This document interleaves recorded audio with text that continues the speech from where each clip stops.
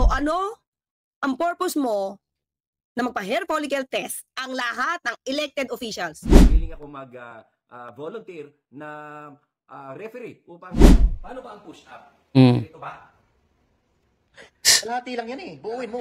Mga kababayan, masyadong apektado po itong si Claire Castro, itong pambansang bungangera ng Palacio de Polvoron sa naging kondisyon ni Mayor Baste na bago siya sumabak sa boxing kalaban itong si Torre, abay dapat mag-hair follicle muna si Bongbong Marcos at lahat ng mga gobyerno o nagtatrabaho sa gobyerno. Abay galit na galit po itong si Claire Castro. Bakit daw dinamay pa itong si Bongbong Marcos? At pag-uusapan natin, idamay na rin natin sa ating pag-uusapan itong si Larry Gadon, no? Bobo, no? Ilang bisis na ito na disbar. Mag-ano naman daw po siya, magre-referee daw po siya dito sa charity boxing ni Torre at si Mayor Baste. And of course, yung push-up ni Torre, mga kababayan po natin na parang nagbibingbang, abay, pinagkantsawan po ng Banateros, no? Alala nyo ba yung unang upload natin? Nahamon yun ni Jiggy Bara, itong si Torre, na siya na lang yung makakalaban ni Torre kaysa si Mayor Basti daw. Kasi sabi nga, sayang daw po kung papatulan pa ni Mayor Basti itong si Torre. Kasi kung titingnan natin, lugi naman talaga mga kababayan. Mukha pa lang basag na lalo pag sinuntok pa kaya ni Mayor Basti. Anyway, mga kababayan po natin, no? Unahin natin si Auntie Claire. Okay, Auntie Claire tayo. Wait lang, ha? Sa mga Duterte na Sit up natin saglit. Okay? Balikan natin mamaya yung gusto magre-referee na yan. Dito muna tayo, mga kababayan po natin. Kasi galit na galit po si Auntie Claire. Pero in fairness, maganda yung ibibigay sa kanya na na papel kung sakaling matuloy yung boxing, no? Pwede daw po siyang gawing magbubukas ng national anthem natin o siya yung kakanta ng national anthem natin, si Auntie Claire. Kung sakaling matuloy yung charity boxing, pwede rin. Kasi nakikita ko rin, mga kabayan, actually, no? Itong si Claire, may mga unang upload ito na kumakanta pala ito sa kanyang channel. So, pwede pala siya kumanta. No? So, sige, pakinggan natin, no? Si Auntie Claire, no? Kung ano po ang kanyang mga hinanaing dito sa mga kondisyon ni Mayor Baste na magpa-hair follicle muna, no, ang lahat ng opisyal ng gobyerno bago lumaban si Mayor Baste dito kay Torre. Bakit kaya apektado itong si Claire, no? Amo niya kasi. Yung mga itong klase mga ad hominem Ad hominem. Ito pinapalakpakan ng mga DDS.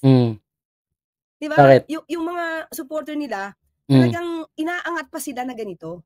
Hindi Bakit? lang magsilbing ehemplo para matigil yung ganitong klase mga palakpak. Magsimbleng ehemplo.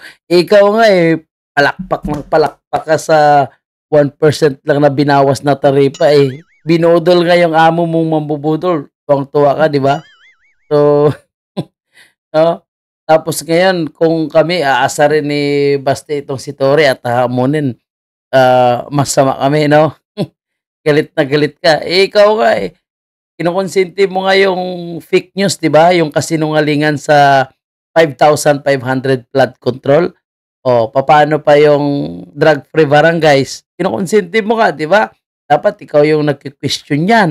Dapat hindi mo ilalabas yan kasi nasa nasa gobyerno kayo. Bawal kayo palabas ng haka-haka lang. Dapat talagang confirm Tapos, sasabihin mo, mga fake yung mga DDS.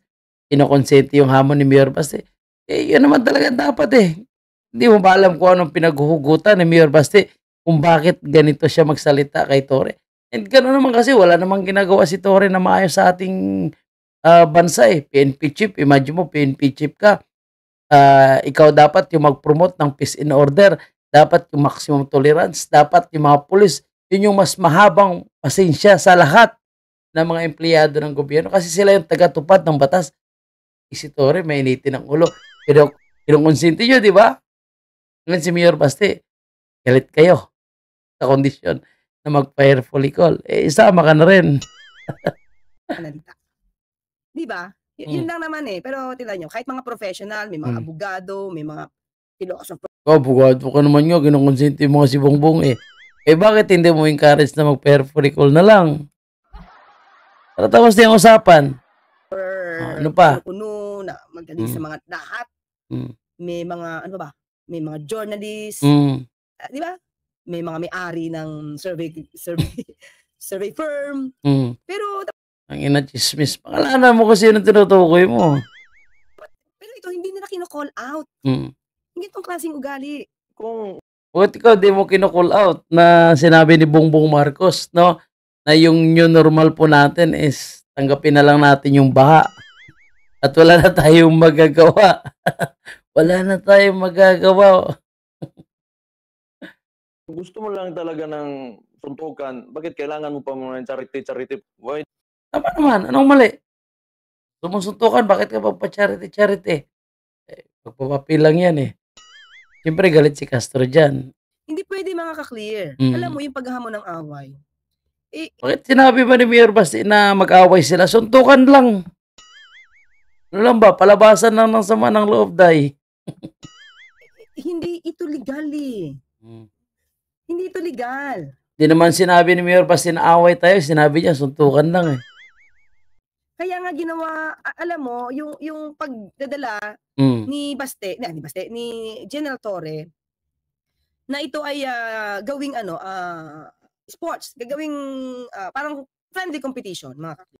Hindi, propaganda lang yon para pagtakpan yung 5,500 flood control. At dalhin sa Araneta at para sa charity work purposes, para yung maging legal siya. Ha? Naging legal kasi gusto magpasikat ni Torre.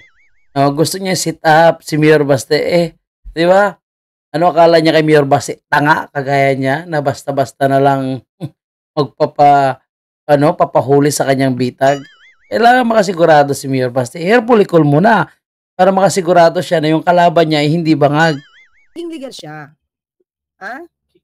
Eto kasi yan mga kakliri. Hindi ko alam kung malamang nadinig niya na to. Pero sige, take upin natin. Dinig na namin yan. Bibigyan tayo siya ng kondisyon bago siya lumaban. These are my conditions. Siyempre, si Torre nga yung hamon ni Mayor Basti suntukan lang.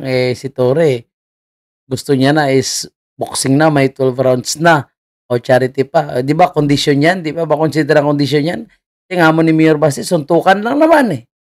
Tapos marami pang binanggit si Mayor Basti dyan, Claire Castro. Patungkol sa hindi matagumpay na 5 minutes quick response ni Torre. Hindi naman talaga effective yan. O ngayon, tumawag ka sa 911, 5 minutes. May effective. Pakiusapan mo yung amo mo na presidente and let it come out of his mouth that all elected officials should undergo a hair follicle drug test. Bakit? Bakit? Siyempre, para makasiguradong walang bangag sa gobyerno. Di ba? Kasama ba si dating Pangulo? Lahat ba ng opisyal kasama sa paglalaban nyo? Bakit? Anong pakialam mo? Si Mayor Basti yung nagkukondisyon. Kasali ka rin ba sa boxing? Bakit ka galit na galit? Hair follicle lang naman eh. Ano mo masama sa hair follicle? Galit na galit ka. Kung wala naman tinatago, hindi naman bangag, bakit ka matakot? Pwede ka nga makisawsaw dyan, sabihin mo, sige, mag-perform ko lahat para matuloy na yung charity na boxing na ito. Dapat nga, pwede ka mag-encourage din eh. Pwede mo sabihin sa amo mo, Mr. BBM, perform ka na para matuloy yung boxing. Manood tayo ng boxing ni Torre at saka ni Basti. Hindi dapat yung dalawa lang ni General Torre mag-drug test? Alam mo sa totoo lang. Bakit? Kondisyon ni yan, ni Mayor Basti. Bakit ka pakialamera? Kailangan nila mag-undergo ng drug test. Kung matutuloy yung laban, ako sabi ko sana hindi na kasi. Tuloy na, bakit hindi? Narinig mo lang na mag-fire follicle, ayaw mo nang ituloy. Tuloy na. Pambatang ano lang to eh. Pambata lang to ginagawa ni Basti eh. Sa akin ganito. Tingin ko dapat magpa-drug test sila kasi di ba kahit sa Olympics meron sila nakukuha. Ang bata ito rin nga nagaya ng boxing sa ring, di ba? Na mga players na umiinom ng something na pampalakas. Paano kung si General Torre clean? Tapos may gumamit ng iba. Clean. Sigurado ka. Ibobo ba si Mayor Baste na magkahamon siya ng hair follicle kung siya ay gumagamit? Abogadong tanga rin to eh. Parang lari ka doon. Lumakas. Para hindi matalo. So, dapat merong ganun. Mm. Diba? Para kung matutuloy yan, dapat clean ang laban. Mm. Diba? Pero sa akin, sana hindi na. Tuloy na. Bakit hindi? Okay? Sana hindi na. So, ano ang purpose mo na magpa-hair follicle test ang lahat ng elected officials? O anong purpose mo? Bakit ka nagagalit? Bakit kasama ka pa sa hinahamon na magpa-hair follicle? Nahamon ka ba magpa-pulburon test eh? Bakit ka galit na galit? Okay. Maganda nga, encourage mo yung amo mo eh. Diba? Ang layo, di ba? Oh, layo. Lahat nga na officials eh. Kung walang bangag, edi walang matatakot. Ang kondisyon ito. Mm. Kondisyong hindi gagawin. Kondisyong Bakit hindi gagawin? Bakit kasi? Gawin nyo na kasi yan. never gawin. Bakit kasi never gawin? Hair follicle lang naman eh. BP Sara nagpa-hair follicle. O si Congressman Pulong nagpa-hair follicle. Diba? May isang kongresista nga sa Davao na nagpa-hair follicle. O si Ka-Eric, si Doc Loren, na yung taga-Ipanaw, nagpa-hair follicle sila. Bakit hindi kayang gawin? Kaya yan. Claire, kayang mo yan. I-push mo kay BBM. Diba?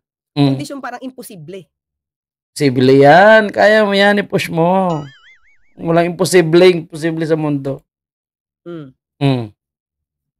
Ano sabi ni Adictus? Magsasabunutan yan, sis. O, sabunutan na lang sila. Ay, lugi si ano.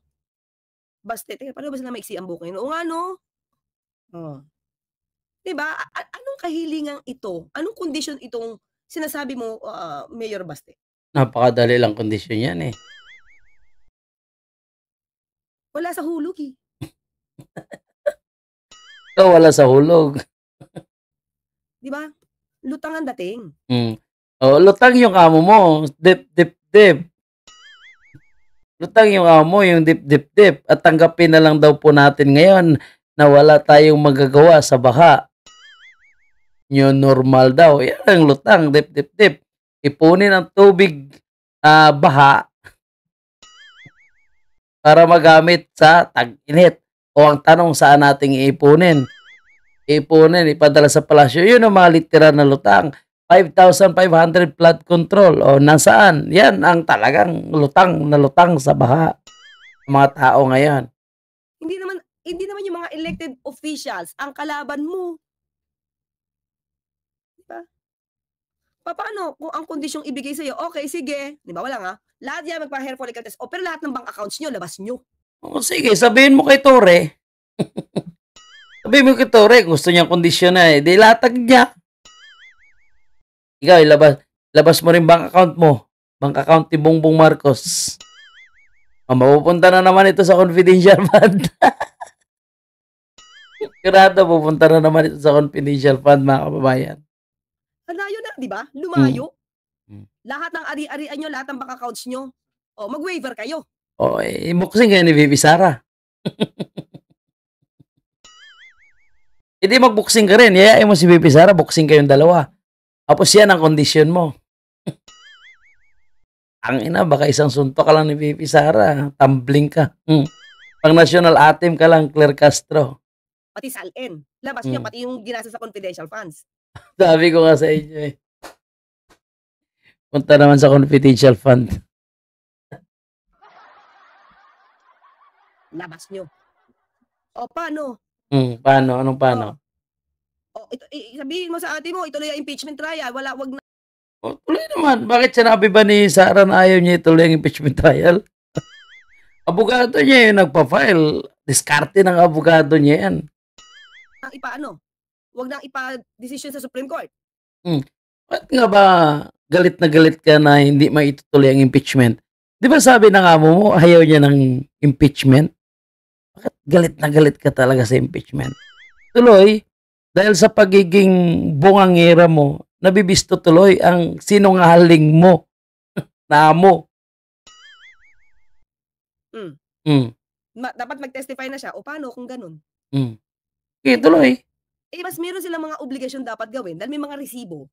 O, resibo saan? Nagpapakita na nawala yung perang confidential funds. Nawala yung perang confidential fund. Ano nga unmodified nga yung report ng COA sa OBP. Di ba? Saan nawala yung resibo? Nandiyan nga yung resibo, yung mga pangalan niya ng mga aliases.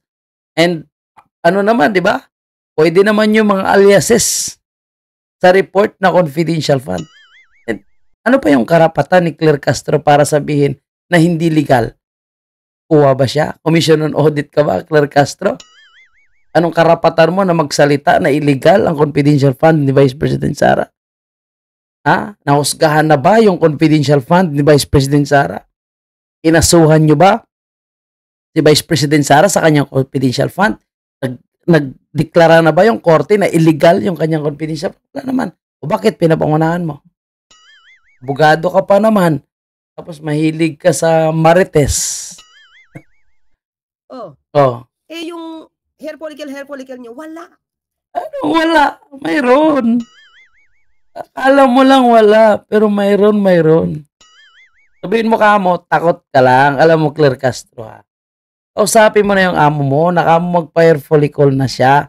At ang sinasabi mong confidential fund ni Vice President Sara, ngangaw ka na ngangaw sa confidential fund ni Vice President Sara, na 125 million, sabihin mo sa amo mo, na si Bongbong Marcos, na 4.5 trillion ang kanyang confidential fund.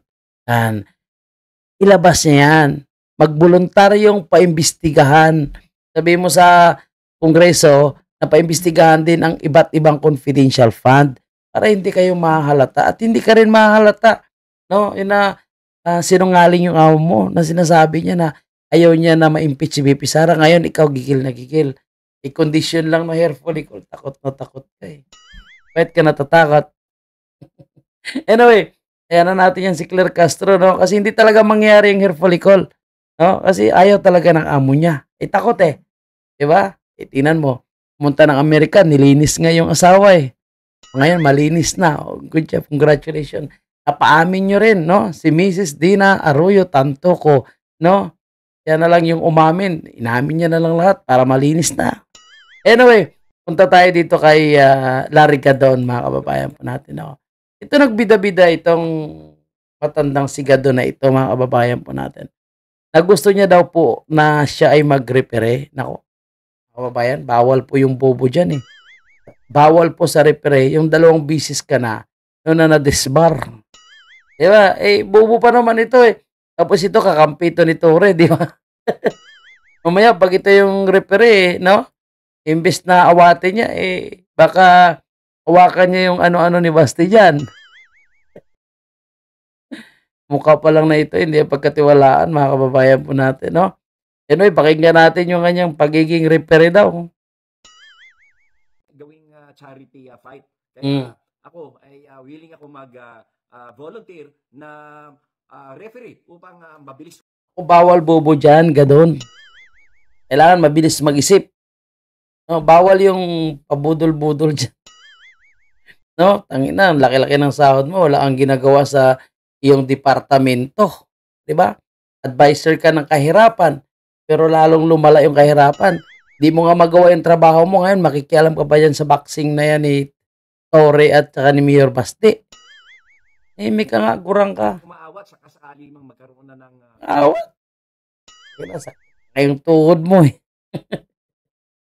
talagang sakitan. Ito na lang, Gadon, total, gusto mo naman mag-repere, di ba? Excited ka mag-repere. Ngayon, ang hamon ni Mayor Baste, ang kondisyon niya, mag-hair follicle muna kayong lahat. Siyempre si Bongbong Marcos, number 1.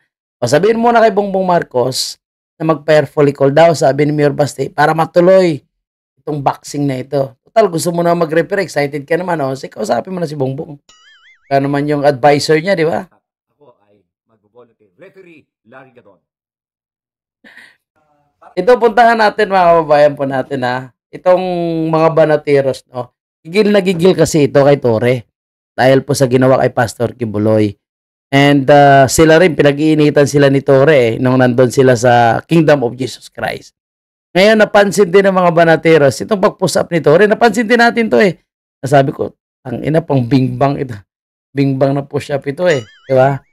So si Jiggy Bara naghamon ng MMA fight, yung mixed martial arts. Yan, mixed martial arts ang gusto ni Jiggy Bara na bakpakan laban diyan kay Torre.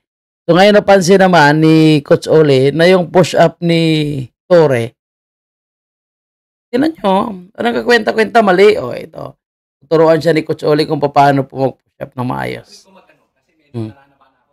Parang trip ko mag-push up. Pero paano ba ang push up? Ito ba? Kalahati lang yan eh. Buuin mo. Bingbang yan eh. Hindi yan. Hindi yan. Dapat buo. Ang bingbang yan kay Torre. Okay. Yan. Yun, talaga dapat. Oo.